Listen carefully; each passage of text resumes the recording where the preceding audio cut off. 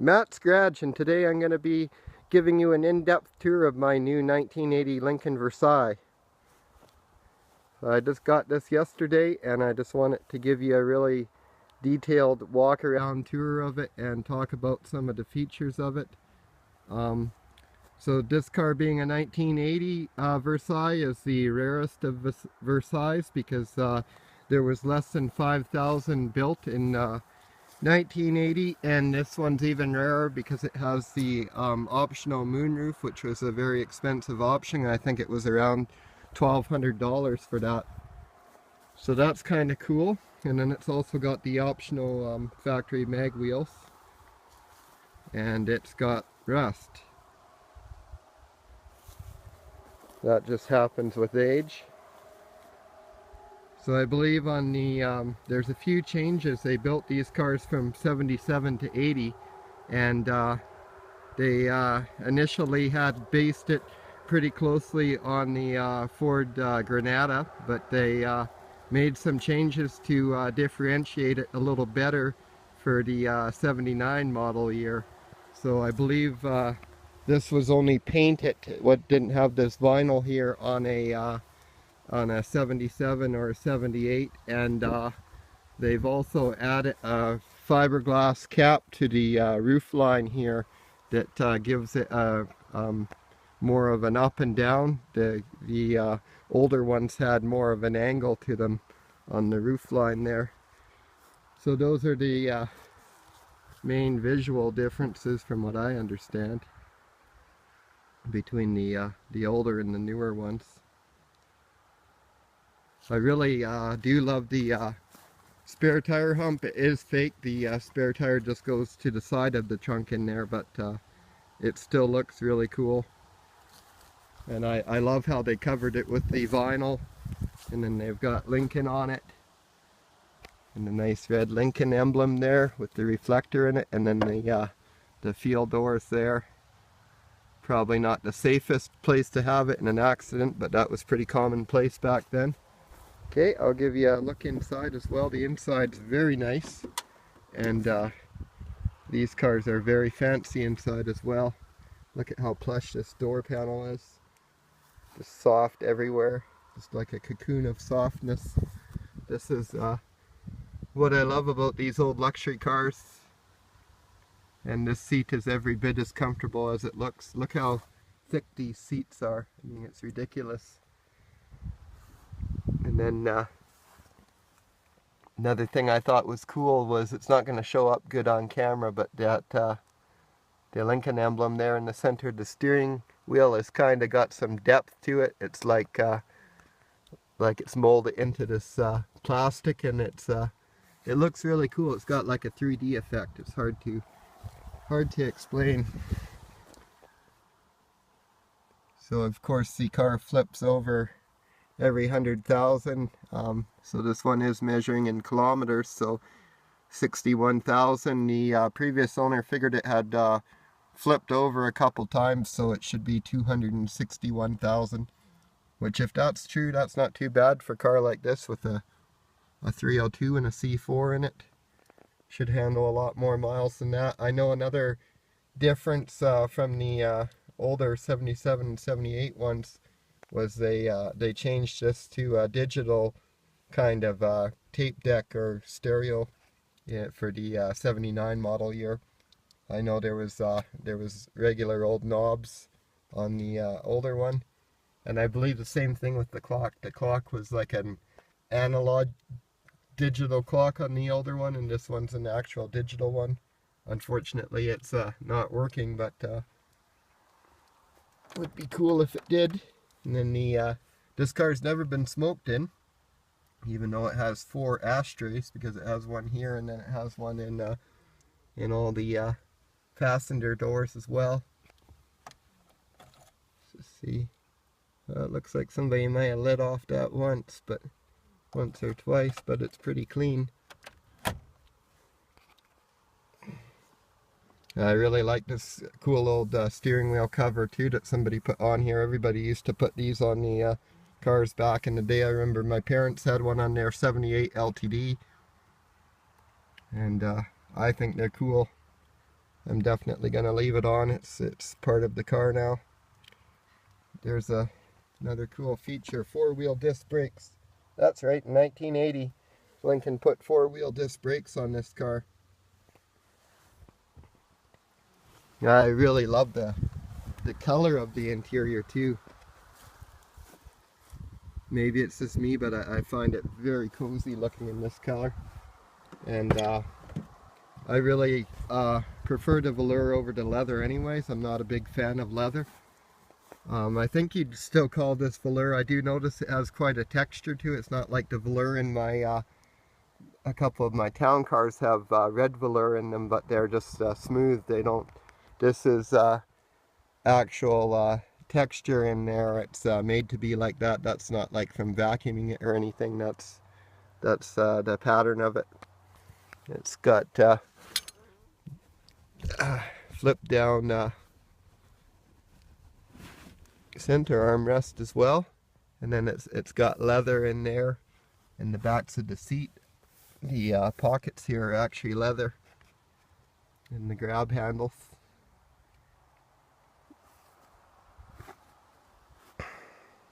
And this nice chrome trim around there.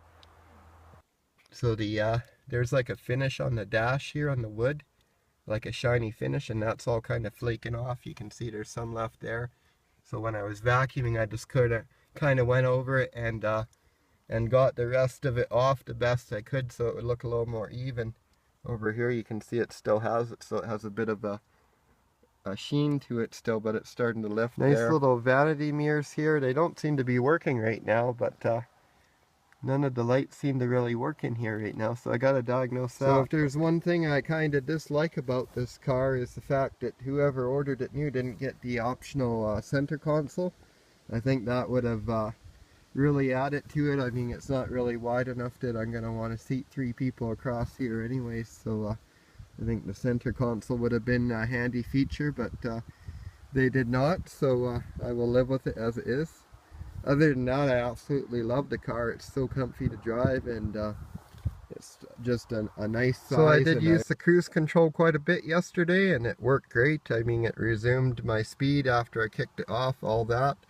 It kept up really good on the hills. I really like 3-speed automatics for that. They don't bag out on the hills like an overdrive does, and they don't require being kicked down. They just climb the hill, no fuss.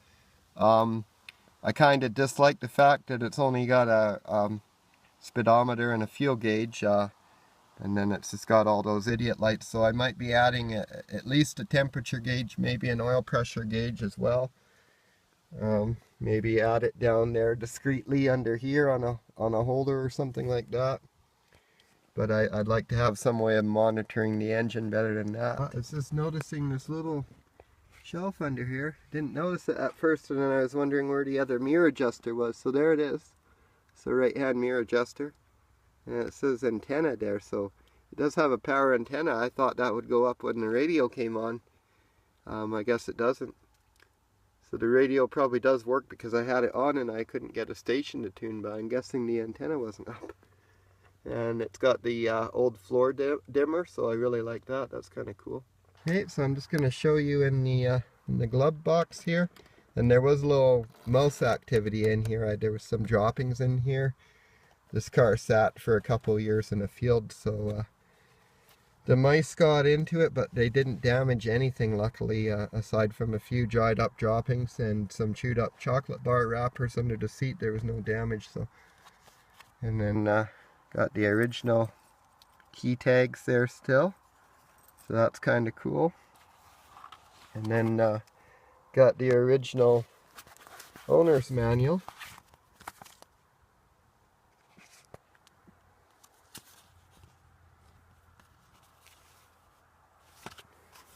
So, and then what else have we got in here? Always cool to look through these things when you get a car.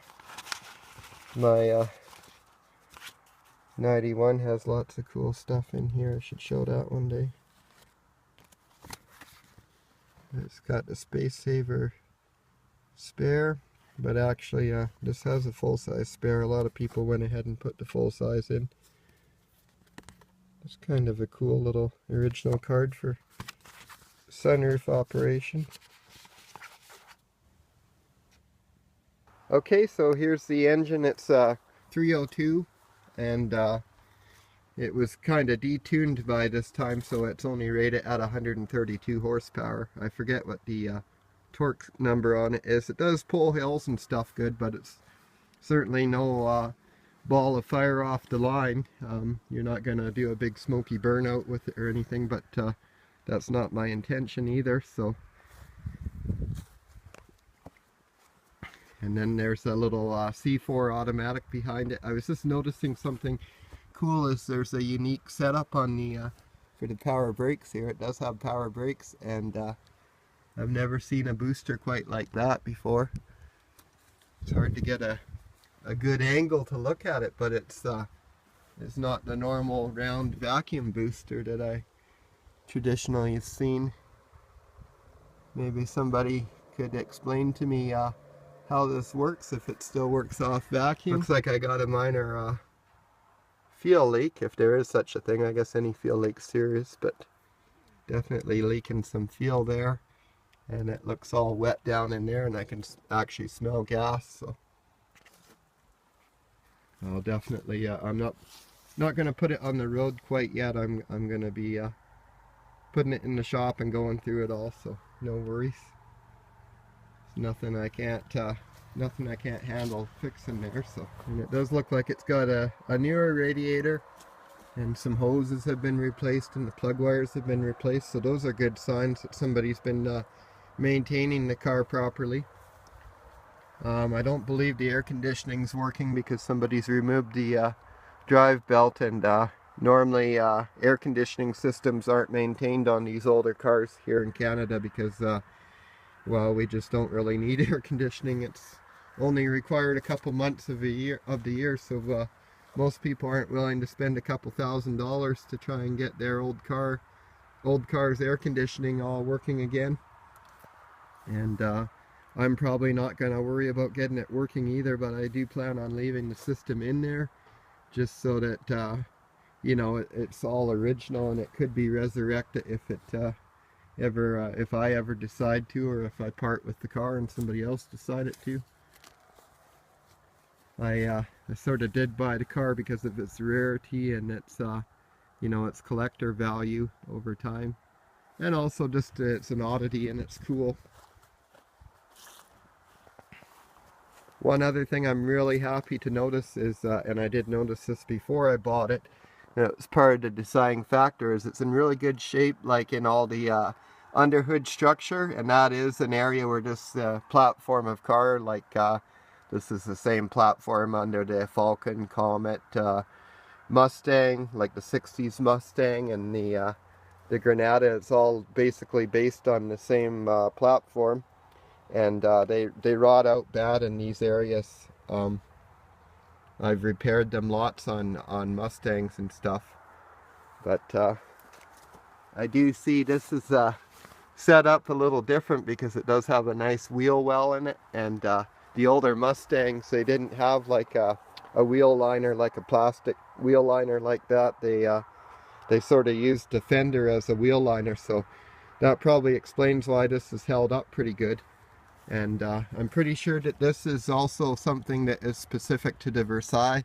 I'm not sure if the Granada has this, but it looks like just an extra shock insulator. And I know that the older Mustangs and stuff don't have this, like with all the additional rubbers. So I'm thinking that's one of the unique changes that they would have done to improve the ride and the quality for the Lincoln. You know, you'd get less feedback, and it would less vibrations. Okay, so I'll give you a quick look in the trunk here.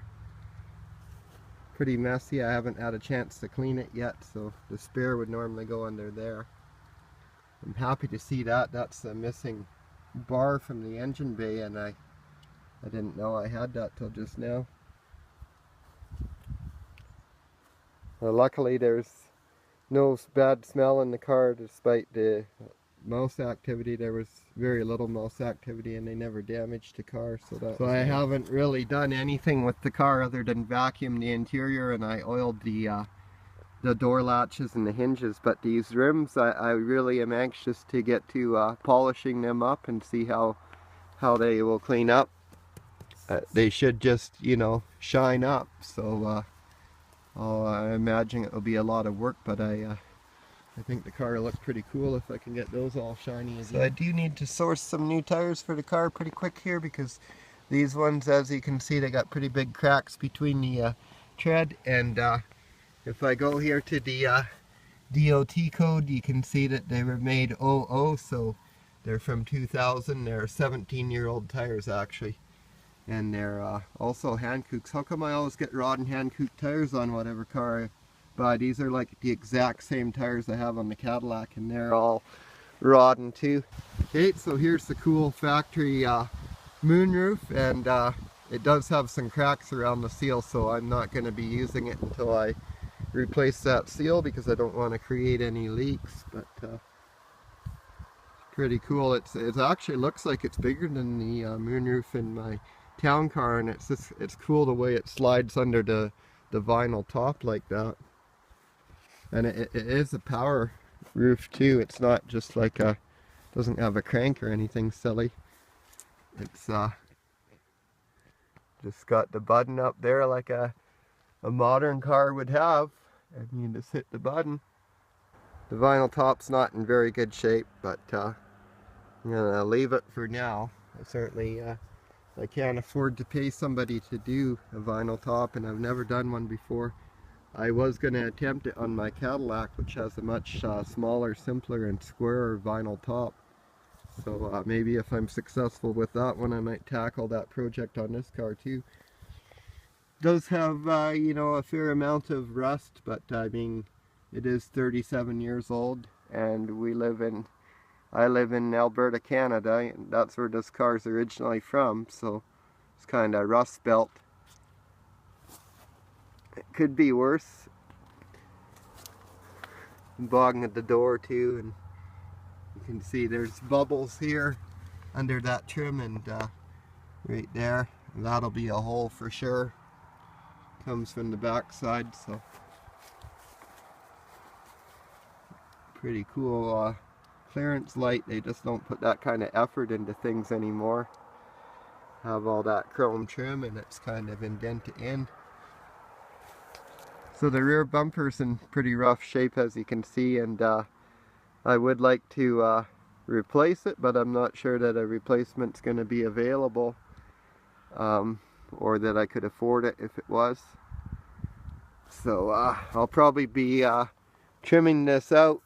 If I can get this trim off, I can make a seam right behind this trim, and a seam behind this bumper guard, and probably a seam on that corner, and weld a patch in there, and then paint it with some chrome spray paint, which doesn't match that great, but I'll put a bumper sticker is my plan.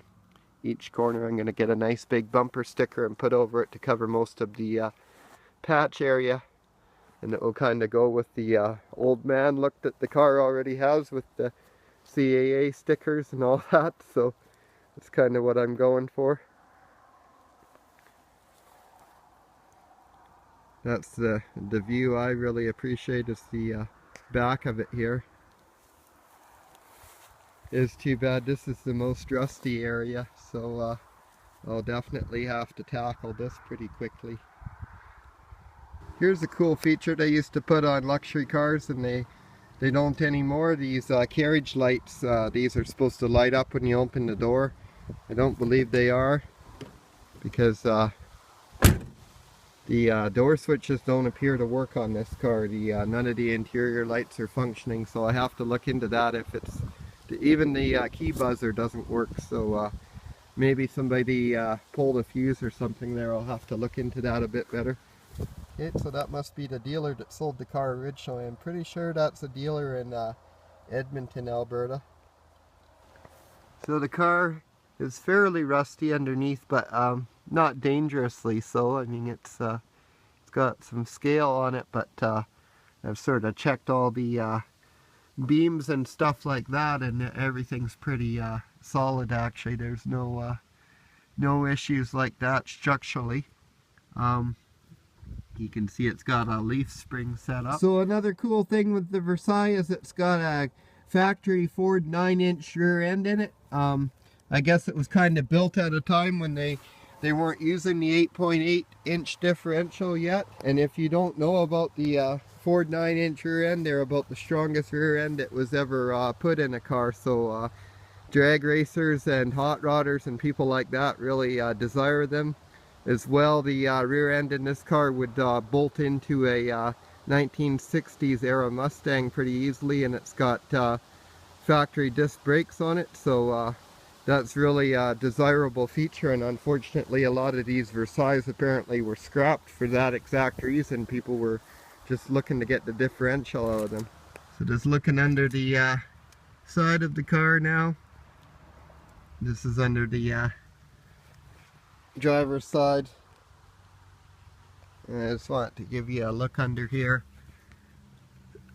Like, the rocker panel still looks solid enough, so that's nice. And as I said, there's no real issues in the structure. You can see the torque boxes are intact, and there's no rust holes or anything underneath, so pretty happy with that. The exhaust is all good, doesn't leak.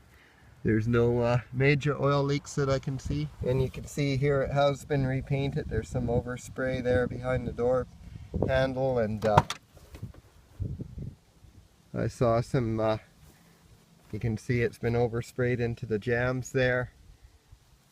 And unfortunately they sprayed in here and they didn't prep good, and it's peeling back, so that's going to be a chore. So I'm not sure that this car was originally two-toned. It almost looks like somebody's added the two-tone later on. Maybe it was all originally this brown tone. So I haven't quite decided what I'm gonna do in terms of paint. I am hoping to repaint the car eventually. Might be a few years or more down the road, because I have a lot of other projects on the go, but I really love this car. I'm planning on keeping it long term now for sure. Front end chrome and everything's in really nice shape. There's one little defect in the grille here. There's a chunk missing there, and I may try to glue a piece in there just to disguise that a little bit, but I'm not that fussy about things like that. I mean, it still looks really good as far as I can see. It's not a show car. This trim down the side here is a different story though. It was right loose here, and I peeled that off before I even left yesterday so it didn't fall off. And it's all lifting, and looks pretty ugly, so I'm not sure what I'm going to do there, but maybe I think I can leave this base molding here and get another strip that'll glue in there that's the right width for that, and will look proper on there. Maybe just like a black rubber or something like that. Kind of nice to have that there to protect the door from door dings, and it shows off the unique shape of the car. I mean, a town car doesn't have a profile at all like that. It's kind of got an interesting profile with this little step in the side there. So another feature I really like is just the profile of the front end, looking out over the hood, and I love the jutting up corners there and everything, and of course the gun sight hood ornament. I mean, looking out over the hood of these old Lincolns is a true treat, and people who drive these new Econo boxes don't know what they're missing as far as I'm concerned.